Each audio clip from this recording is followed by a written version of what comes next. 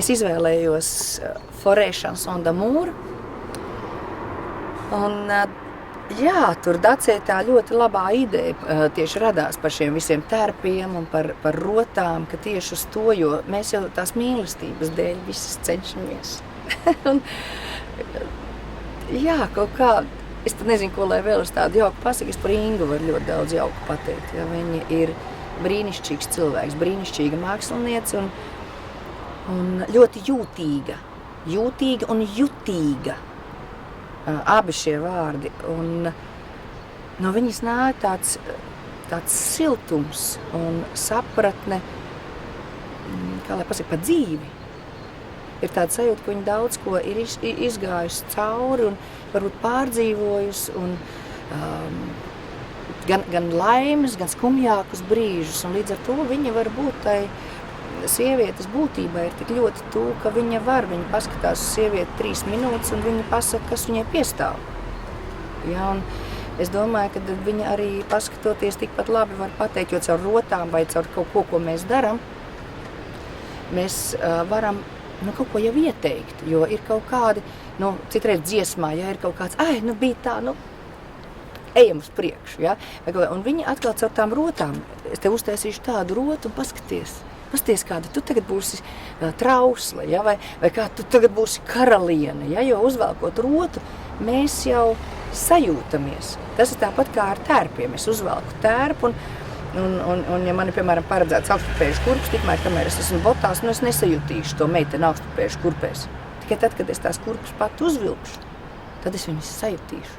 Vai tā, ka es to garo kleitu uzvilkšu vai tos mini bruncītu uzvilkšu, ja? Tikai tad es sajutīšu to otru tēlu, ko, vajadzētu man attēlot vai to, ko es iedomājos. Un sievietes mēs jau mīlam vispār būt katru dienu citā tēlā.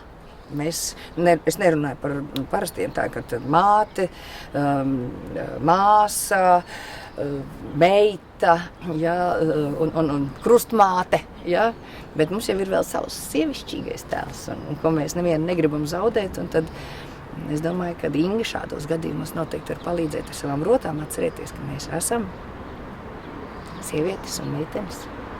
Īstenībā tā tam būtu jābūt, ka tieši skaisto mums ir jādubulto un par slikto mazāk. Jo mēs viņu mazāk runājam, jo viņš saraujās mazāks, mums ir jābūt skaistais. Un šīs te rotas, man nelikās, ka viņas labi izskatīsies izstādē, tāpēc es arī diezgan tā pretojos Dacas idejai. Bet uzliekot, jo man likās, ka rotas neizskatās bez sievietes, jo sieviete ir, rota papildina sievieti, nevis otrā. Un man ir liels prieks par to, ka man ļoti patīk greznas rotas, un man viņas ļoti patīk darināt, bet es viņus uz sevi neredzu. Un līdz ar to sanāk, ka es viņus uztaisīt varu, bet man viņus nav kur likt. Un paldies tam, kad ir tāda operete, kur meitenēm uz skatuves ir ar ko mirdzēt un priecāties par ko. Reti, kurš zina, ka arī šie dīvainie veidojumi ir pērles. Tās ir baraka pērles, un man viņas uzrunāja, un es viņus saliku ar melniem kristāliem, man patika spēlēties ar to domu. Un te apakšā tās ir no Indras Burkovskas privātās kolekcijas, viņa uzdāvināja uz aptaļu jubileju. Tās arī ir baraka pērles, un es viņas esmu kombinējusi kopā ar parastajām pērlēm. Un man liekas, ka viņas ir statusam tādai dāmai, daudzšķaitnēnai personībai, kāda ir Indra. Jā. Akmeņi man patīk jau no bērnības, cik es sev atceros, es viņus vienmēr esmu lasījusi. Un es ievēroju, ka viņi skaistāk ir tad, kad viņi ir salījuši lietu. Rotas es sāku taisīt tāpēc, ka man vienkārši patīk akmeņi. Man viņi ir vienmēr patikuši, un es viņus esmu vākusi, kolekcionējusi, un vēlāk pirkusi pa vienam. Un tad es sākumā akmeņus olas, bet tad es sapratu, ka viņus var taisīt arī rotās. Un šī tad ir tā, nekad neesmu domājis, ka nonāks līdz izstādē, bet šeit ir tie akmeņi, kurus es mīlu. Granāti, ametisti un diezgan daudz ir salika korāļi, tādēļ, ka parādot, ka viens un tas pats materiāls, teiksim, dažādā izpildījumā ir pilnīgi kaut kas cits un dod pilnīgi citu amploā. Tā kā akmeņi un rotas īstenībā nav tā kā glezna, ko var nolikt uz sienas un pielikt pie sienas un visiem būt skaisti redzams, tad es dažus eksemplārus esmu izņēmusi laukā un rādu, ka viņus var nēsāt. Šis konkrētais akmens, tas gan nav mans, bet šis ir no manas dzimtā pagasta.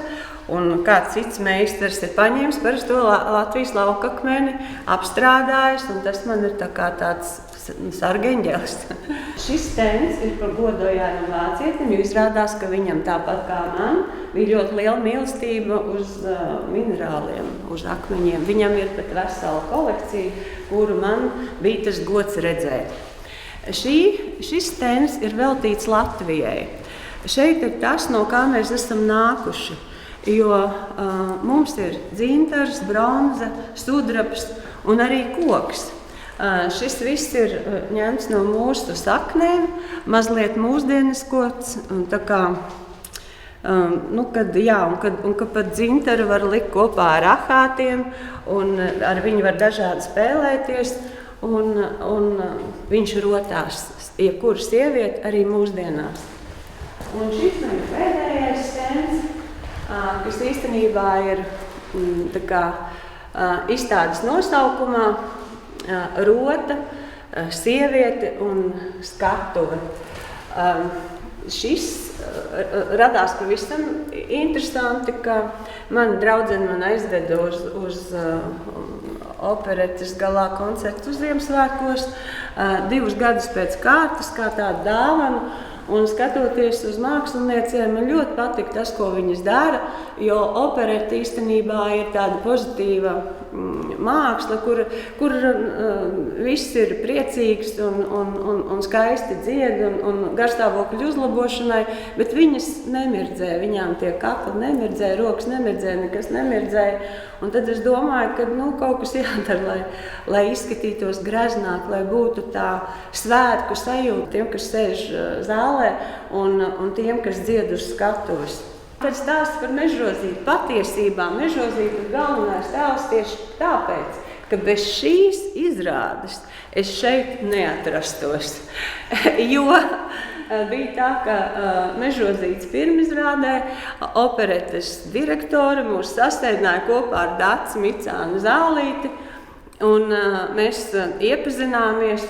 Un izrādās, ka viņai radās brīnišķīga ideja, kas man tajā brīdī kaut kā, viņa teica, uztaisi izstādi. Un es domāju, man jau īstenībā nav ko rādīt, bet viņš saka, ir, gan jau to atradīs vai uztaisīs.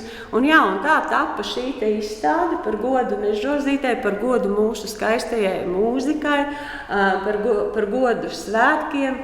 Un šīs skaistās košās rotas visvairāk īstenībā es esmu taisījusi tagad, kara laikā, kad cilvēki visi ir ļoti nomākti un kad es redzu, ka daudz no labajām brīnišķīgajām lietām tiek sagrautas.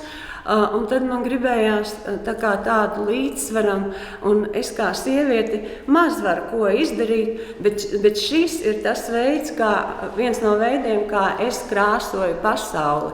Es tiku uzaicināta uz koncertu, kurā dziedāja Ukrainas māksliniece, kur bija aizmukusi no Ukrainas, kurai pati bija nošauts kolēģis baletdejotājs, kurai pati bija nošauts kolēģis diriģents caur durvīm, jo viņš atteicās diriģēt orķestri krieviem par godu, Krievu armijai par godu, un viņa bija atbēgusi uz šejieni principā, kā stāvēja. Un kaut kāda māksliniece, tērpa māksliniece, viņai bija uzdāvinājusi brīnišķīgu zilu kleitu ar dzeltenu lakatu, kas simbolizēja Ukrainas karogu, un man radās doma uzdāvināt viņai roksprādzi sarkanā zilā Svarovskī. Un mēs sākām sarunāties, un pēc tam es viņai uztaisīju diezgan arī tādu kolekciju, ar ko viņa var koncertēt pēc tam jau Londonā. Un izrādījās, ka viņa ir arī brīnišķīga fotomāksliniece, un viņa uztaisīja balerīnas bildi ar tām pašām manām rotām. Un kā māksliniece viņa man uzrunāja caur to, ka viņai bija ļoti plašs spektrs, tas, ko viņa dara. Viņa dzied operu, folku, un viņai ir liela sirds. Jo tu vairāk dari, jo tu vairāk saproti, kas ir tavs. Un tagad, pēc 15 gadiem, es gribu teikt, ka man jau ir izstrādājies savs stils, un es zinu, kas ir mans, kas man patīk, kas man nepatīk, katram māksliniekam savs stils un katram māksliniekam savi fani. Teiksim, ar akmeņiem, viņi tā kā ar mani runā, es zinu, tas izklausīsies kā putni galvā, bet vēl variants, kāpēc es taisu rotas tieši māksliniecēm ir tas, ka viņas ļoti priecājās. Un man tas ir, es nezinu, tā kā aplausi operas dziedātāji, tas, kad iemirdzās tās acis. Kas tur iepriekš? Ar Sonorus, Indra? Ir liels prieks sadarboties ar Ingu Hermani. Mēs sadarbojamies jau 6 gadus, un Inga ir tas cilvēks, kas ļauj operetes teātrim mirdzēt, kas izceļ sievietes personību, sievietes individualitāti, un, protams, tas ir koncertos, un, protams, tas ir arī izrādēs, kur jau Ingas rotas ir kļuvušas par neatņēmamu daudzu tēlu sastāvdaļu, ko nevar nepamanīt. Inga reiz man teica, es gribu, lai operete mirdzētu, es gribu, lai tu mirdzētu, es gribu, lai operetes teātris mirdz. Un mēs ar prieku uzklausām un ar prieku mirdzam, ar prieku strādājam un šādā kopīgā sadarbībā iepriecinām cilvēkus. Un zāles centrā jūs redzat Evas Kleitu no mūzikla Mežozīte pilsētas romance ar Raimondu Paulu mūziku. Dacis Micānis zālītes sižets nosaka to, ka kleitai ir jābūt ļoti īpašai, tādai, kas visus pārsteidz, un šajā gadījumā tā ir Antras Hannas Elertes, kas mums bija kostīmmākslinieca izrādē kleita, un, kā jūs redzat, ir arī Ingas Hermanes trīsdaļīgs rotu komplekts, kas nevar palikt nepamanīts šai tēlā.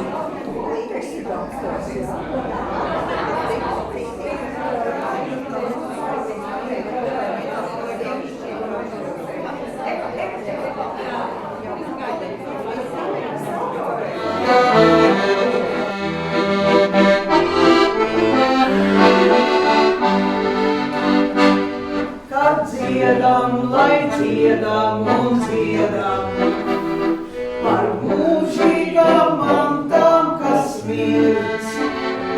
Lai dziedam par sudraba lietām, gaiss, ūdens un miglas mums ir.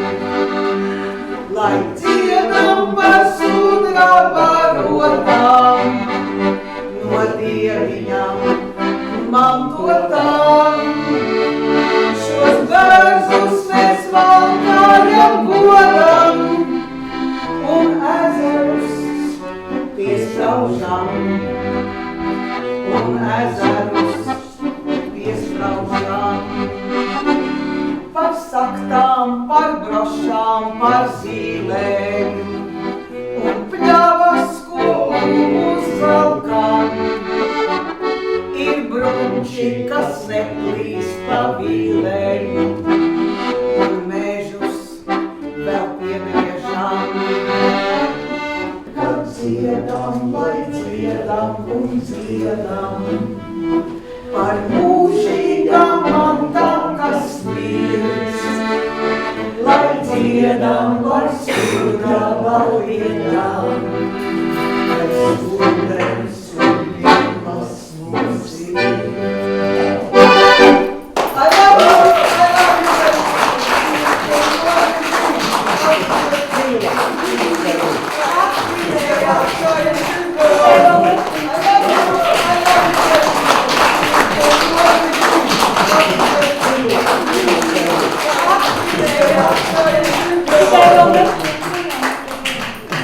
Es pazīstu Ingu varbūt ne tik ļoti ilgi, bet katrā ziņā tā partitūra, ko viņa dara ar savām rotām, ka tās ir visdažādākajos izpausmes veidos un no visdažādākajiem stiliem. Un es viņu konkrēti iepazinu caur opereti, caur Agiju Ozoliņu Kazlausku.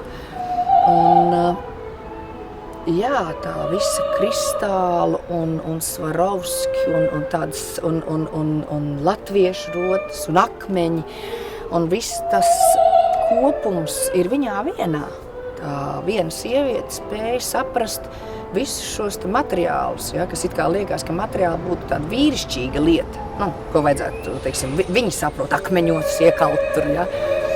Bet, kas mani vēl pārsteidz tas, ka viņa mēs operā satikāmies, tā pirmoreiz acis pret aci parunāties, un viņa ieraudzīja mani tādu, kādu es vispār, teiksim, nebija sevi iedomājusies. Ja? Un viņa momentā saprata, kādas rotas man vajag. Un es teicu, labi, man nekad tādas nav bijis, es par to pat neesmu domājusi, ka man kaut kas tāds piestāja, bet viņai ir tā acis, ka viņa ierauga.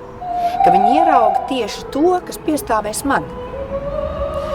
Pat tādi, es to pati vēl nemaz nezinu. Šodien man bija tāda ritīgi sievišķīga bauda, jo Dace bija izdomājis, ka man ar tām rotām jāpadzīvojas. Un es uzvilku daudz kleitas, un es padzīvojos, un tas filmai, bet man bija pašai sajūta, ka es tomēr esmu sieviete, ja, un man ir dota iespēja to visu izjust. Kad ir smukas kleitas, un kad ir tādas rotas, un ka es varu piemērīt dažādas rotas un iejusties tajās visās sajūtās, kā iejūtās jebkura laimīga sieviete.